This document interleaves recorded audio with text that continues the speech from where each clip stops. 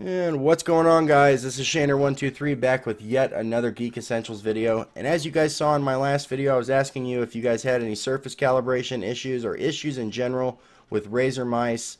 And I was thinking about going back to my SteelSeries Sensei RGB mouse.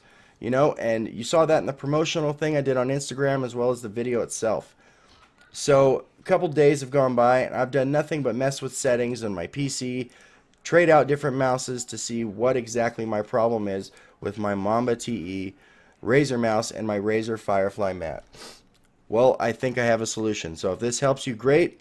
If not, if it helps someone you know, pass it along, because it's always something with Razer. Even though I'm probably the biggest Razer fanboy I know, you can ask Brimstone. Him and I used to go back and forth with Razer. He just recently switched to Logitech stuff, and I was messing with everything so I wouldn't have to switch too. Because I used to run with a Naga 2014 and a Razer Vespula mouse mat. And it was a great experience. Very smooth, reliable. Couldn't ask for a better experience when it came to a mouse and a mouse mat. I wanted the same with this FireFly mat and this Mamba Tournament Edition Chroma. So, of course, going into the Razer software, it's always Razer software, right? I'm browsing through some of the performance settings like you see here. I got my DPI where I want it. The acceleration's really nice. That's top notch for me anyway, in my opinion, with the way I got it to work for my preference. So then I go to calibration, and with Razer mice, I found, because I know this program well, don't know the Logitech or the SteelSeries one very well, but as far as the Razer program goes, I found it's very helpful to enable surface calibration. So I did. With my Naga 2014 plugged in, I'm selecting my Razer mat, and the FireFly, which is here, was not an option for the Naga.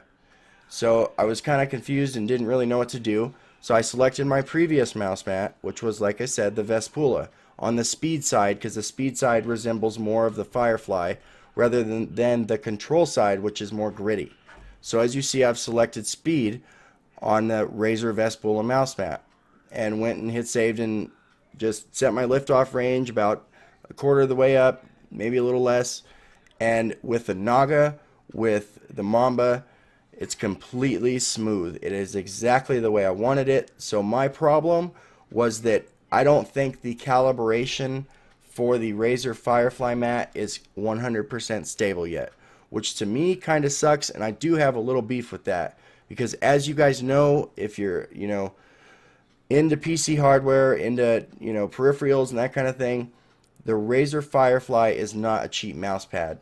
I think when I got it, it was about $70, and that's basically for the lights. It's something cool to look at, and as far as performance goes, I haven't found any perks to it yet, other than the fact that it's a little bigger and it's pretty smooth.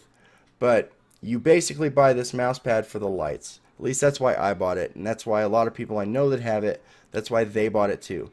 So for the calibration not to be very stable with their most expensive mouse mat yet, I find that kind of unfair. So anyways, if you want to fix your calibration issues and you have a newer or older Razer mouse and the FireFly just isn't really cutting it for you, don't ditch your FireFly. Don't get another mouse pad. Switch to the Razer Vespula speed side in your surface calibration, and if it's anything like my experience, it should work. It should give you that smooth PC gaming, even smooth navigating feeling that you know and love from Razer.